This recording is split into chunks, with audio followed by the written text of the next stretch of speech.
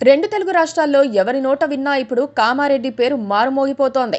గత అసెంబ్లీ ఎన్నికల్లో కేసీఆర్, రేవంత్ రెడ్డి పోటీ చేయడంతో దేశవ్యాప్తంగా ఆ నియోజకవర్గం వార్తల్లో నిలిచింది. ఇద్దరు నేతలు ఓడిపోయి బీజేపీ అభ్యర్థి వెంకటరమణారెడ్డి గెలిచారు. తర్వాతి కాలంలో కామారెడ్డిపై పెద్దగా ఫోకస్ లేకపోయినా ఇప్పుడు ఒక్కసారిగా విరుచుకుపడిన వరదలతో కామారెడ్డి మళ్లీ జనం నోళ్లలో నానుతోంది. కామారెడ్డి, మెదక్, నిర్మల్ ప్రాంతాలు ప్రస్తుతం వరదల్లో మునిగి ఉండగా కామారెడ్డిలో ఎక్కువ వర్షపాతం నమోదు కావటం, నష్టం ఎక్కువ జరగటంతో జనం గగ్గోలు పెడుతున్నారు. వినాయక చవితి రోజైన బుధవారం సాయంత్రానికే కామారెడ్డి జిల్లా రాజంపేట మండలం ఆర్గొండలో 43 సెంటీమీటర్ల వర్షపాతం నమోదైంది. ఇది ఒక రికార్డు. ఆ తర్వాత కూడా వర్షం కొనసాగటంతో 50 సెంటీమీటర్లు దాటి ఉండొచ్చని నమ్ముతున్నారు.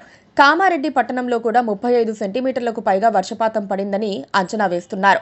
2023లో భూపాలపల్లి జిల్లాలో కురిసిన 60 సెంటీమీటర్ల వర్షపాతమే అత్యధికమని వాతావరణ శాఖ చెబుతోంది.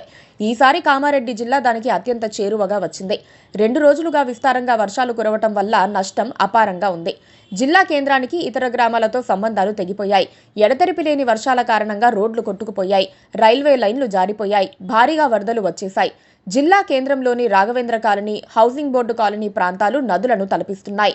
బతుకమ్మకుంట, అశోక్ నగర్, సైలానీబాబా కాలనీ, కాకతీయ నగర్, కల్కీనగర్ ప్రాంతాలన్నీ జలమయం కావడంతో సహాయ చర్యలను ముమ్మరం చేశారు.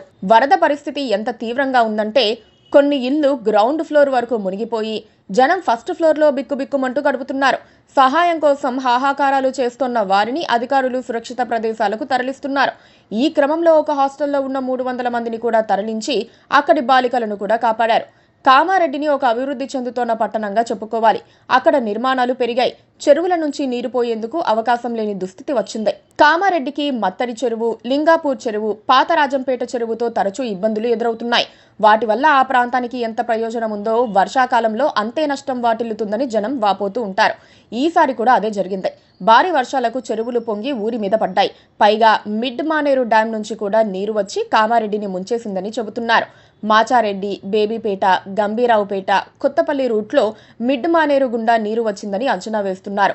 మిడ్ మానేరు డ్యాం నిర్మాణంలో అవకతవకలు, నిర్వహణ లోపాలే వరదలకు కారణమవుతున్నాయని పలువురు ఇరిగేషన్ నిపుణులు హెచ్చరించినప్పటికీ పట్టించుకున్న వాళ్లు కరువయ్యారు.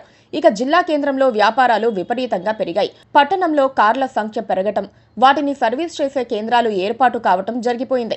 ఇప్పుడు కార్లు నీటిలో కొట్టుకుపోతున్న దృశ్యాలకు కూడా అవే కారణమని చెప్పాలి.